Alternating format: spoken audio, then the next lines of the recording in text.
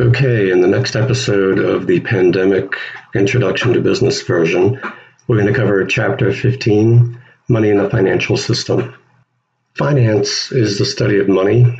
If you work in finance for a company, you're going to be looking at the money coming in, the money going out, how you can use the money to its fullest extent. If you've got money and you just leave it in a pile, it's not doing anything good for you. Whether you're a company or you're a person, without putting it to work, money is lazy. It sits there, and at worst, it will lose value. We talked about inflation before. In any type of an economy that is probably growing, there is going to be some level of inflation due to inequities or inefficiencies in the economy. A dollar today at 2% inflation will be only worth 98 cents in a year. So if you have money and it's either not earning interest at more than the rate of inflation, which is almost impossible given the banking system today, that money is losing value. So you want to figure out what you can do with that money to make sure that you're getting the most out of it. You could invest it back into the company. You could invest it in other holdings. You could even buy stock in a different company. A finance manager will be in charge of trying to figure out what to do with the cash that you've got. Or if you don't have cash, how you go about getting it. Do you release a stock issuance? Do you sell bonds? Do you take out a loan? If you take out a loan that pays 5%, or you have to pay 5% back, and you can invest that into some type of project that's going to earn you 10%, then that's a good idea because you're going to make a 5% profit. Money is what is used to exchange value, and it's a substitute for things of actual value. So the concept of fiat money, this is fiat, not the car. It's just a word that means like a substitute, or it's a standard that the government typically states has value. So the United States dollar is worth $1 because the government says that it is. If you take a denomination out of your wallet, either a 1, a 5, 20, whatever, it will say very similar things on it. So for example, here's a $50 bill, and over here, you can see that it says, this note is a legal tender for all debts, public and private. It's signed by the Secretary of the Treasury or the Treasurer. Over here, it's signed by the Secretary of the Treasury, and at the top, it says it's a Federal Reserve note. So this is issued by the United States. This is $50 because the government says that it is. What things are valued is up to the economy to figure out. So these are just a medium of exchange. If you want to get something, if this Powerade was worth $50 to me, then this would allow me to buy it. When the gold standard was issued during the 20th century, prior to that, there were gold coins and silver coins. This is a 1922. I don't know if you can see it very well. Oh no, this is actually an 1897 Morgan silver dollar. This is actually about 90% silver. It's worth $1. I don't know. It's worth more than $1 now because at the time, the amount of silver that they put in it was worth the equivalent of $1. So paper money is not readily convertible to precious metals such as gold, as it states in the slide. Prior to modern times, the monetary system was based on the gold standard, or it would be tied to silver as well. What that meant is they would issue paper money as a substitute for gold, and you could actually exchange it for the equivalent value in gold. Silver was also used as a medium of exchange, but when the United States went off the gold standard, or they actually shifted from gold and silver to just the gold standard, people were upset about it, and the Treasury had issued something called a silver certificate for quite some time. This was, again, paper money that you could exchange directly for silver. Once we came off the gold standard, it was a purely fiat currency. That means that it is not convertible into any precious metal of an equivalent value. While fiat money gained more acceptance during the Great Depression, I don't believe it was until the Nixon administration in the late 60s, early 70s, before we finally had nothing to do with gold. If you've ever heard of Fort Knox, that is a place in Kentucky that's guarded by the military where most of the gold reserves are for the United States. So how much money is in Gold Knox? Nobody really knows because it's kind of a secret. It's estimated that there's about $800 billion worth of gold. And in the old days when they were collecting gold, they had to keep it there in order to print money. The downside of the gold standard is you have to limit the size of your economy based on how much gold you can dig out of the ground or get access to. not a particularly good way to run your economy, because if you only have $800 billion in the bank that you could then farm out in terms of paper money to use as a medium of exchange, if it always has to be backed by that amount, then you're limited to it. So our economy couldn't have been any bigger than $800 billion. Right now, in its excess of $20 trillion, largely due to the fact that there's just paper money that's been printed. So the paper money, it's just a note. It's just a promise of the government that it's worth something. The function of money is as a medium of exchange. So in the old days, what people would do is they would trade one thing for another, or they would barter, which is the term. So if I'm a farmer and I grew wheat, I've got a lot of wheat, but I need oats, or I need, a wagon wheel or something. If I can find somebody with the products that I need and they happen to want or need wheat, then I could probably work out some type of a deal. But if I've got a lot of something that the person that I'm trying to trade with doesn't want, what am I going to do? The other thing is, even if I have something of value, most people, their house is the most valuable thing that they've got. I can't go to the supermarket and rip a window off my house. So what am I going to do? It's basically money serves this need to be able to make it so that you can take something of value and put it into a different form. When you work, that is something of value, and you are paid with money. You can think of money as a conversion of your effort at work, and you can stick it in your wallet. Instead of trying to earn minimum wage, which is, I think, $13 an hour, it's going to be 15 in a couple of years. Instead of, washing dishes for an hour, I can wash dishes for somebody else for an hour, and then could give me money that converts my effort into something that I can use to then buy anything that I want. If you don't need a dishwasher, I wouldn't be able to buy something from you. But if I wash dishes for someone who needs it and they pay me with a medium of exchange that allows me to use it for anything, it provides a lot more efficiency for the economy. A medium is just simply something that goes in between two things. And if you use money, if everybody recognizes money, you can exchange goods and services for it. Prior to that institution of fiat money or money of any kind, bartering was really the only way that you could do it, and it would become very complicated. It's a much more common sense way of shifting value around if you can use money instead of actual products. So in slide 4, they talk about the measure of value. When you have money, you can really quickly assess the relative worth of something. If you make $80,000 a year, you can figure out what kind of car you want to buy. You probably don't want to buy an $80,000 car because it's going to be too much out of your income. So when you're looking at various products and you want to know how much that is worth, people express it in terms of dollars because it's something that everybody can understand. As I noted previously, it is also a store of value. So like I said, the way that you collect the value of your work is through your paycheck. Characteristics of money on slide 5. In order to be a medium of exchange, money has to satisfy a few needs. It has to be acceptable. So if I walk into a supermarket and I try to buy food and I bring a goat, thinking that I could just give them the goat in return for my food, they're not going to take it. Pretty much everywhere that's doing business in the United States will accept money.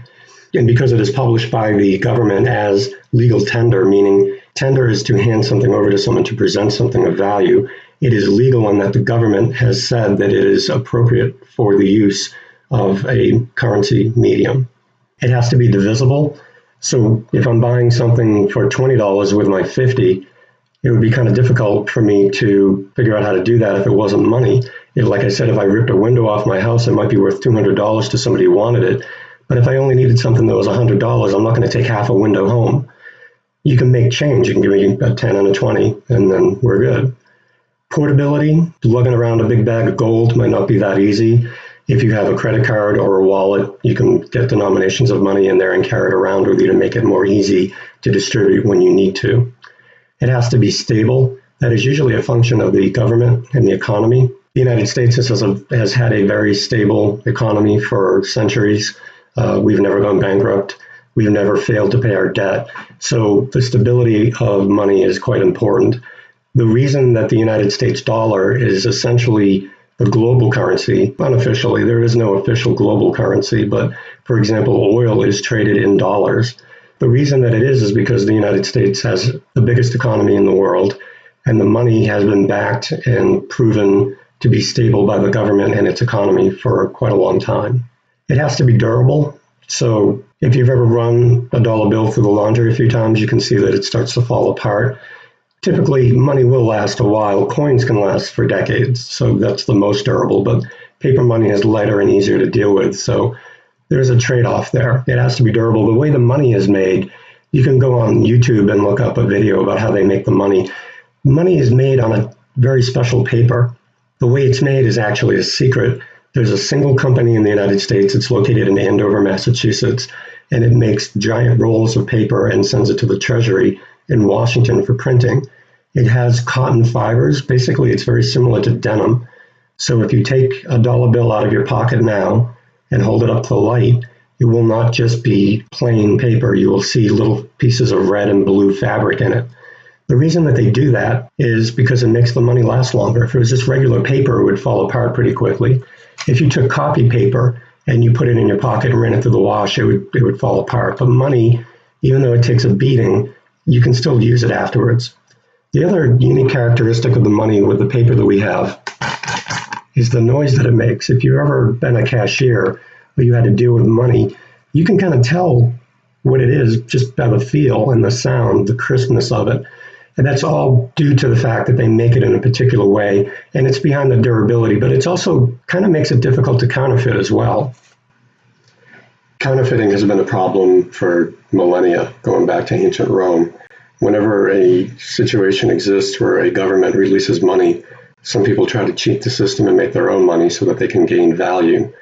The problem is when you have money that's not real, when it's fake, and it's not released, you can't control the money supply. And as you know, if you increase the money supply, inflation results. During World War II, Nazi Germany actually tried to counterfeit a lot of American money and flood the market with it because it would have caused inflation, which would have made it hard to really keep the war effort going. You can destabilize a country's economy by flooding it with fake cash. So what the government does is they try to take steps to eliminate counterfeiting by making it more difficult to counterfeit. And there are some security measures that are added. Here's a more recent $100 bill. As you can see, it's got multiple colors, a little bit of purple, a little bit of orange. There's different figures in there. If you tilt it in the light, the images change on the blue streak and the Liberty Bell and the inkwell. There's also the, right here, the strip down the middle. There's also a watermark. So if you go over here where the light is, you can kind of see there's another image of Benjamin Franklin in the paper. You have to hold it up to light. The watermark is created by pressing the image into the paper when it's wet, and then when it dries, it's there. That is really a way to make sure that this paper is not used for any other reason. If you have a $1 bill, for example, an old $1 bill, it's the same kind of paper. You could actually try to bleach this if you're a counterfeiter and then reprint it as a $100 bill. It might be a little bit easier to fool people with it because the paper would be the same. Different countries kind of do the same thing. If you look at the European, this is a $10 note, or excuse me, a 10 euro note. It has a lot of the same type of, the images that change in the light, the security strip down the middle, different colors on both sides. And some bill denominations even have different sizes. This is a little bit smaller than the $10 or 10 euro bill. So you can't change the paper around for different denominations if you're trying to counterfeit. If you look at older American money, this is from the 1988 series, you can see that it's basically just green and black ink. It's the regular paper. There are no other security features. And the image of Ben Franklin is quite small. Compare that to the modern image of Ben Franklin. The detail that you can see in the bigger image makes it easier to tell if there's been some kind of a mistake from somebody fraudulently trying to release a counterfeit bill. The most security features are on the $100 bill because in the United States, that's the largest denomination that is released to the public, mostly because they're trying to prevent the illicit use of money for things like drug trade. You don't want to make it easier for people to move around a whole lot of money in cash that doesn't want to get reported. So the maximum denomination you can get is $100. Slide 6 covers the denomination of each bill and how long they are expected to last. Your average dollar bill lasts almost 2 years. For some reason, the 5 doesn't last quite as long. I'm not entirely sure why. The higher the denomination, typically the longer it lasts because people use them less. $100 bill lasts about 7.5 years. Here again is that $100 bill with all the security features on it. It is interesting to note that about 75% of counterfeit money that's released or is created is actually destroyed before it's released to the public. The Secret Service, the same group of people that is in charge of protecting the president, also, for whatever reason, when they designed the government, decided that they should handle counterfeiting. So the Secret Service is in charge of looking into whether or not someone has been committing counterfeit fraud. There's been a lot of controversy recently. On slide 8, it talks about the cost of producing pennies and nickels. Pennies used to be made out of pure copper, and the price of copper has exceeded the price of the penny that it represented. So 1 cent is worth a lot more than 1 cent when you make a penny out of copper. So they actually make it out of zinc, and it's coated with a little bit of copper to give it the color. But these are dated figures here, where you can see it costs 2.41 cents to make a penny. It costs 11.18 cents to make a nickel, which is only worth 5. So it's actually costing us money to make these coins. The upside is the coins last a lot longer than the bills do, but they are moving to different types of metal. During the war, for example, during World War II, they actually made some pennies out of steel because it was cheaper than copper at the time. But when you look at each line here, it cost us $116 million as a loss. They made much more money than that, but because the actual coins cost more money because of the materials, the government was losing money when it was releasing this denomination to the public. So the types of money, you've got paper money and coins, which you've already talked about. You can have a checking account. That's basically money that you deposit in an account. When you write a check, the old-fashioned paper checks, it says pay to the order of. That is a demand. You're telling another bank to deal with your bank to release the money to the person that you've listed. It's safer than cash because technically only the person that the check is made out to can get it. That money has to go through a clearinghouse. So I write you a check, you take it to your bank files it through a clearinghouse that writes it to my bank is asked to release the money to your bank, and then you can take it out. In the old days, it could take 3, 5, 7 days to clear, maybe even longer. Now it happens a lot quicker because a lot of checks are done electronically. And even if it's a paper check, they take a picture of it, and it's done through a digital computer link. So it takes usually only a day or two for a check to clear if it's local. You can put money in a savings account as well. So you can basically put your money in the bank. It's no longer money, it's in an account, it's in a bank book, or it's on a digital representation of that when you go online. You can then take it out whenever you need it, and it could be in whatever format you want. You could draw it as a check or paper money. Check is on slide 10. Again, it says pay to the order of. At the bottom left, you'll see that there's a clearing number. There's the routing number so that they can get it to the bank clearinghouse correctly. It's got your own account number so they know which account at the bank has this cash in it, the check number, and then when the check clears, they put the money in there so they can clear it for the correct amount. A money market account on slide 11, these are accounts that offer a higher rate of interest. They usually have more restrictions or requirements. So for example, if you want to get a 5 or a 10%, well, you'll never get a 5 or a 10%, but if you want to get more of a percent interest rate to keep your money there, you may have to have a minimum balance, say $10,000, in order to get 2 or 3%. Certificates of deposits, also known as CDs, these are basically deposits that you make in a bank that you agree not to take out for a period of time. And they generally pay a higher rate of interest because the bank will have access to it.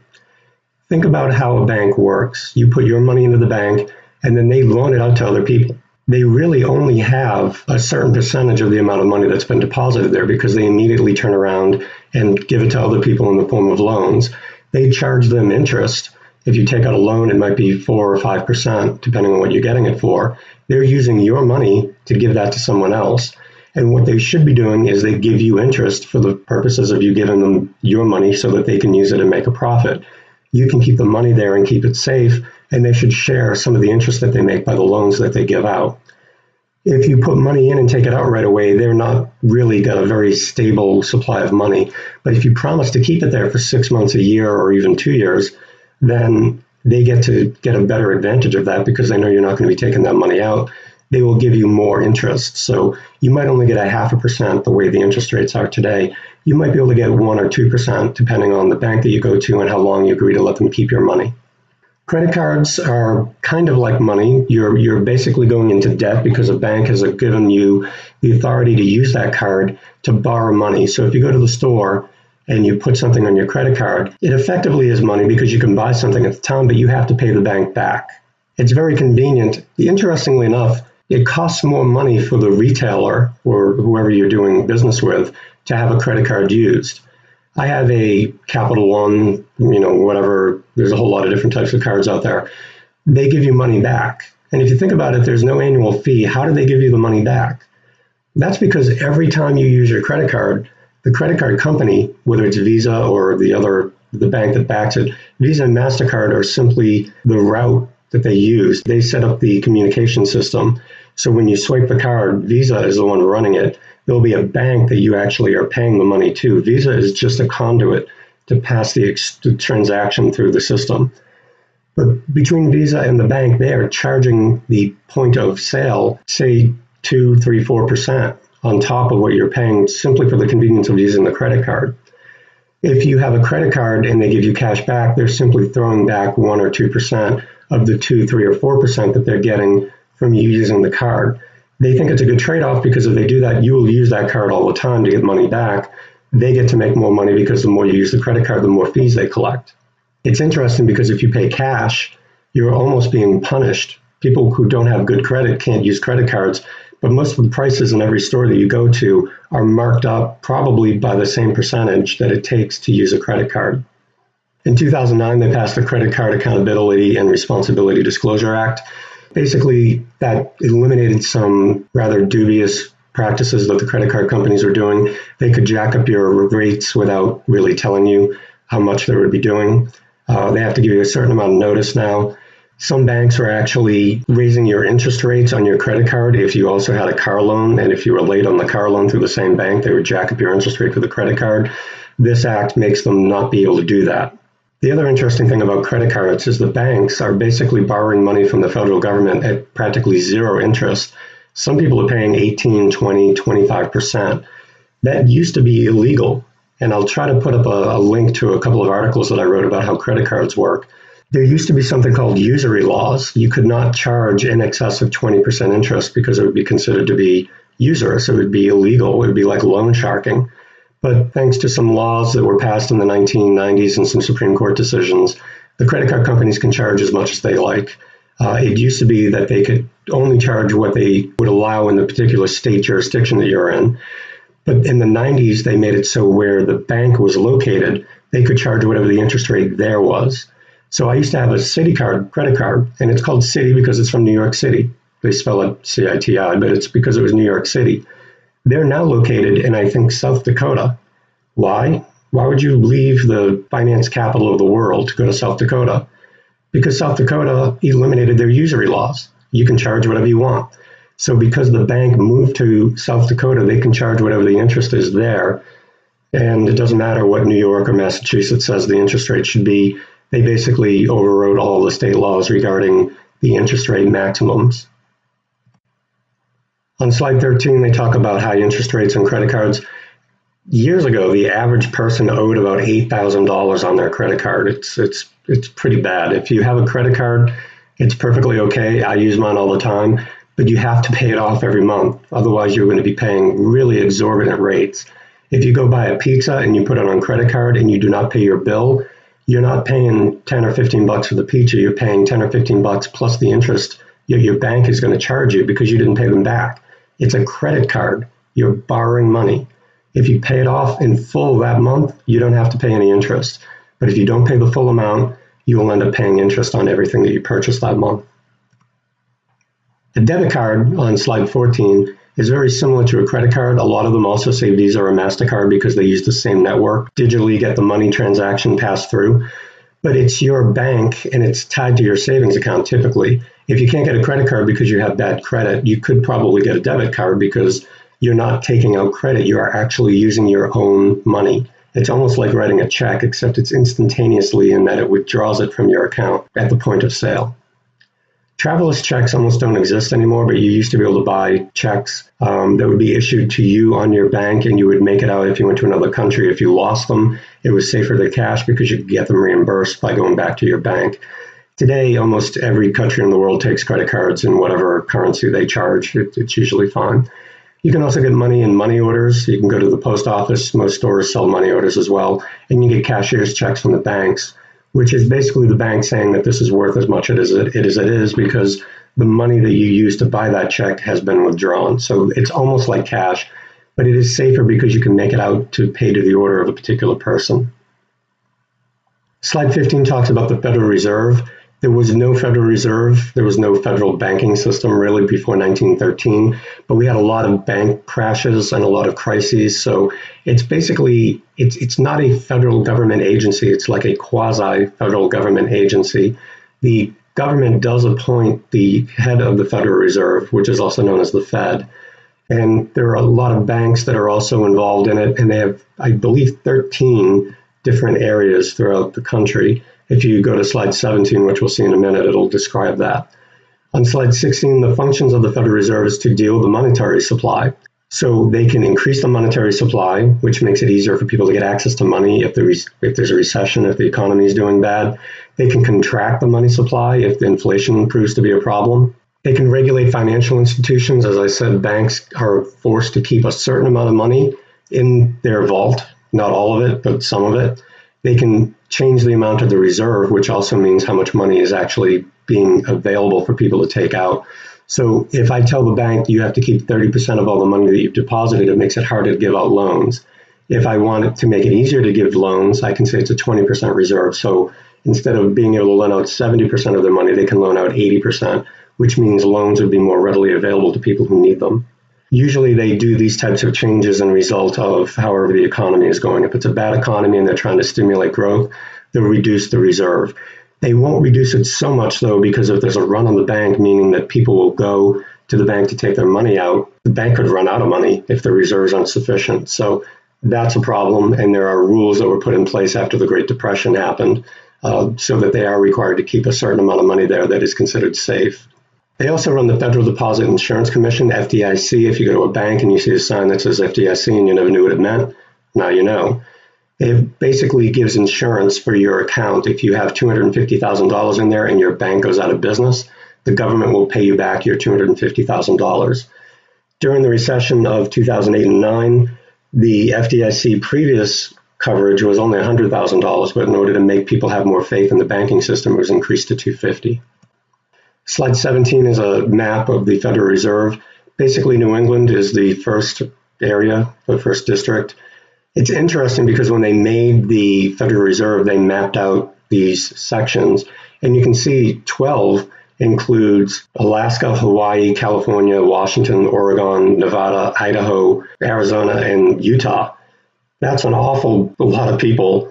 But there weren't that many people living there when they created the Federal Reserve System. All the people were located in the East. So you can see the districts of the Federal Reserve in the East are much smaller because the population was bigger there. Thankfully now, because of automation and computer systems, it doesn't really matter, but they do still have this system. In the old days, they used to release money based on whichever reserve it came out of. So if you have a dollar bill and you look at it, it may have a letter on it. The new dollar bills don't. But if you have an older dollar bill, if it was from Boston, it would say A because it was released by the Federal Reserve System in Boston. If it came out of the Federal Reserve in New York, it would have a B on it. And you would have all the way up to H or I, whatever. If you have older money, you can probably find some. Slide 18 talks about monetary policy. So again, this is how the government tries to react to the economy. If there's high inflation, if there's low inflation because of a recession, they can do things regarding the monetary supply to try and tweak how things play out so that they control the money supply and we don't have runaway inflation or too much deflation. Slide 19 covers how they regulate the monetary supply. They can buy government securities back off the market. So we talked about T-bills, treasury bills. You can buy a bond, which is basically a loan that the government will give to you. You give the government money, they give you a document that you can then cash in at some point. You might have gotten a savings bond when you were a kid. You can get the savings bond, and when you cash it out, they'll pay you the face amount plus interest. The T-bills are kind of like the same thing. You can buy a short-term T-bill, 30 days, 60 days, 90 days, 180 days. There's a whole lot of different denominations in terms of time. The government can buy them back. And what that does is it increases the money supply because it's putting money, actual cash, into the hands of people who are holding bonds. They can then go out and spend it. They can sell government securities in an effort to reduce the money supply because you're paying the government money in return for a bond that they'll pay you back at a later time. So that can actually slow down economic activity. You would do that if there was inflation because the economy was kind of going too fast and they were worried that the money supply would be decreased in value because of inflation. When there's a recession, they will buy back a lot of government securities and flood the marketplace with money so that people can spend it. They can lower their discount rate, which is basically the interest rate that they charge to banks. Right now, it's practically zero. It's about as low as it can get. You usually only have really low interest rates like that when there's a recession or a depression. After the last depression or recession, or the Great Recession as they call it in 2008, they lowered it extremely low and it never really went back up. The downside of never raising it back up is that when we have another recession, which we are undeniably going to have now that we've had the corona pandemic and shutting down the economy, you can't really lower the rate much more than it already is because it's pretty close to zero. But the rate used to be 3, 4, 5, 6%. When the economy was going good, that was fine. If the economy was going bad, you would lower the discount rate. It would make it easier to borrow money. If you have inflation, you would raise the interest rates. It would make it harder to borrow money, and it would make inflation kind of curtail a little bit. You can increase the reserve requirements of the bank, so banks make fewer loans, or you can decrease the reserve requirements so that they don't have to hold as much money in the vault and they can loan more money out. Again, if you increase the reserve requirements, you're decreasing the money supply. If you decrease the reserve requirements, you're increasing the money supply because more money can flow out of the bank. Credit controls are basically issues about whether or not somebody should be eligible to get a loan. If you relax credit controls, it makes it easier for people to get a loan. They won't look at your credit score quite as closely as they should. There are certain types of loans that the government is regulating. They may make it easier for people to get loans if the economy is bad, even if you have less strong credit. That would help people be able to buy their way out of a recession. Slide 20, they just talk about the role of the Federal Reserve. Not much going on there. Slide 21, talk about the 4 main monetary policies, open market operations. That's, again, whether you're going to buy or sell the treasuries. Again, the reserve requirements are number 2, the discount rates and the controls. We already talked about that, so I'm going to skip ahead to slide 22. What the Fed does is they regulate member banks. Almost all commercial banks are regulated by the Fed.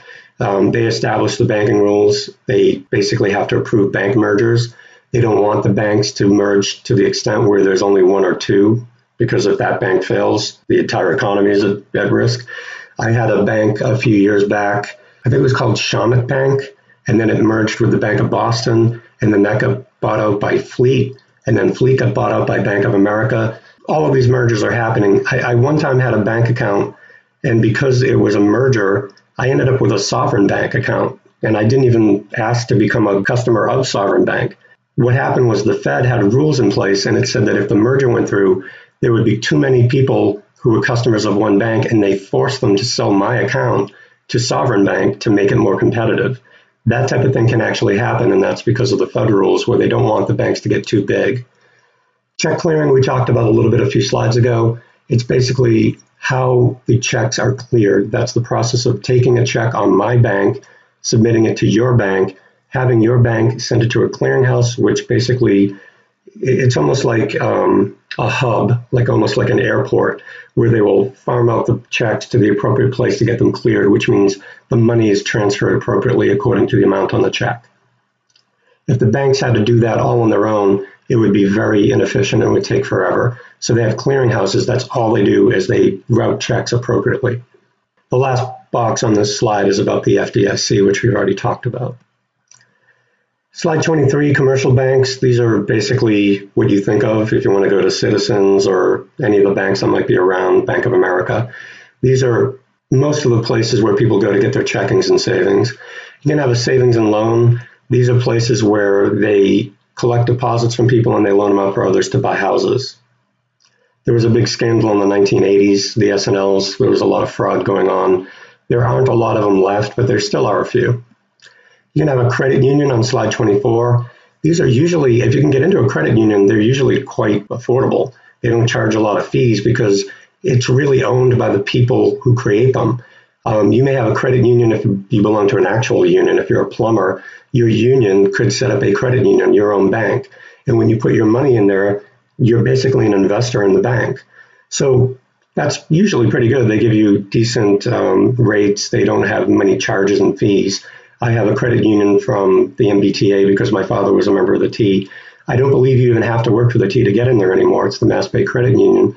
I have free checking, pretty reasonable rates. They're not really acting like a commercial bank where profit is number one. They are basically serving the people who put the money into the bank in the first place.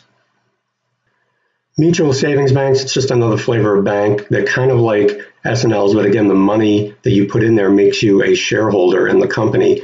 It's mostly a New England structure.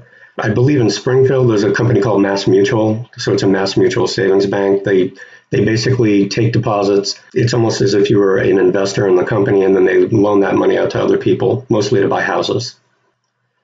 Slide 25, again, we already talked about it. Your accounts are insured up to $250 at any bank account that you put your money in. I suppose if you win the lottery and you want to put your money in the bank, if you have $1 million, you probably want to use 4 banks to make sure it's covered. The National Credit Union Association, the NCUA, they regulate and charter the credit unions that we talked about on the previous slide. They also insure the deposits through the national credit unions for an insurance fund. It's similar to the FDIC, but because credit unions are a little bit different than commercial banks, they are insured under a different process. On slide 26, they talk about bank failures. In the 1880s and 90s and the early 1900s, there were a lot of bank failures. People would deposit their money in the bank, they would loan it out, they would make investments that were poor, and then they would go bankrupt. And the people who put their money in there lost all of their cash, which was obviously a pretty terrible situation. You need to have banks be strong in order to have a good economy because people have to have faith that if they put their money in the bank, it will be there. That's a big reason why the FDIC was incorporated probably back in the 1930s after the Great Depression and a lot of bank failures there. During the recession in 2008-9, between 2009 and 11, 380 banks failed. That is an astonishing number. You would usually only get 3 or 4 a year, but a lot of that was protected by FDIC. Many banks failed simply because of the pressures caused by the recession. 27 talks about diversified firms. These are non-financial firms that have expanded into the banking system. There's a lot of regulation on that because they don't want necessarily a department store or a grocery store to become an insurance company and a bank, because if they fail at one, they may end up failing in a lot of respects. So much like we were talking about with the systemic risk that you're trying to avoid, there's a lot of regulation in there, but a lot of firms are trying to figure out how they can make more money. If they happen to be flush with cash, maybe they want to act like a bank. Sears is the one that came up with the Discover card. So they had a lot of money at the time, and they created their own credit card. Insurance companies, an insurance company basically allows you to contract risk. You will pay them a premium, a certain amount of money, much less than the potential loss that you could experience. So, for example, if you have a $30,000 car, you might pay $1,500 a year for insurance. If nothing happens, they keep the money, and that's how they make a profit. If something does happen, they'll pay you for the loss, hopefully. A lot of insurance companies are tied to banks, and if you remember, we saw the video about AIG. They failed because they were also involved in the credit default swaps. They provided insurance for companies, ensuring them that they wouldn't fail. And when they failed, the insurance companies started to go bankrupt too. So again, you have to be worried about how diversified these companies are because they can really create systemic risk. Pension funds, I work for the state, so I'm going to get a pension. I pay a certain amount of money every month. The state collects it and then they invest it. Pension funds are huge players in the financial markets because they have hundreds of millions, if not billions of dollars to invest. Teachers unions, other places where they have pensions, they will invest in the markets and they basically pool all that money together to make sure that the money that is invested is going to stay up with the rate of inflation so that it can get a return so that when you retire, you'll have some money coming in. Slide 28, this is basically just terminology. A mutual fund is a way to diversify and play the stock market without having to do a whole lot of work. There's the old expression, don't put all of your eggs in one basket, because if you drop the basket, all of your eggs break. If you invest all of your money in one company and that company goes broke, all of your money is gone. So if you're going to buy stocks, they want you to diversify them. That's basically the golden rule of stock investing. If you diversify, it can be a lot of work to try to figure out which companies to buy stock in. You may want to buy stock in 50 companies, but it can be very difficult to do. A mutual fund allows you to just buy one share of the mutual fund, and then the manager of the mutual fund takes that money and diversifies it by buying in a lot of different shares. It's just an easy way to diversify. You do have to pay a lot of fees because the manager of it is certainly going to take their cut, and they take their cut whether they actually make money on the mutual fund or not. So it's a pretty good deal for them. But it does make it easy for consumers to be able to get their investments diversified with a little bit more risk protection. A brokerage firm is simply a company that has the authority to make trades on one of the open stock markets. So if you wanted to buy stocks on the New York Stock Exchange, you can't because you are not licensed to do so. You have to go to a broker, somebody who has passed their series test, Series 63 and all these other ones that you can look into later on if you wanted to go that way with your degree. And a brokerage firm like Schwab or TD Waterhouse or any of these companies, they have people who work there that are licensed to do the trades for you. So they get paid a commission. If you want to buy stock in Exxon, you go to whatever company it is that has a broker license, they charge you a fee, and then they go on the market and buy and sell the stocks that you request. An investment bank, if you wanted to go do a public offering, an IPO, an initial public offering, the investment bank is the one that's going to figure out how to do it. They're going to write up your securities, the stock shares. They're going to basically estimate how much it's worth so that when you do the initial public offering, you're going to be doing it at a price that makes sense and will be competitive.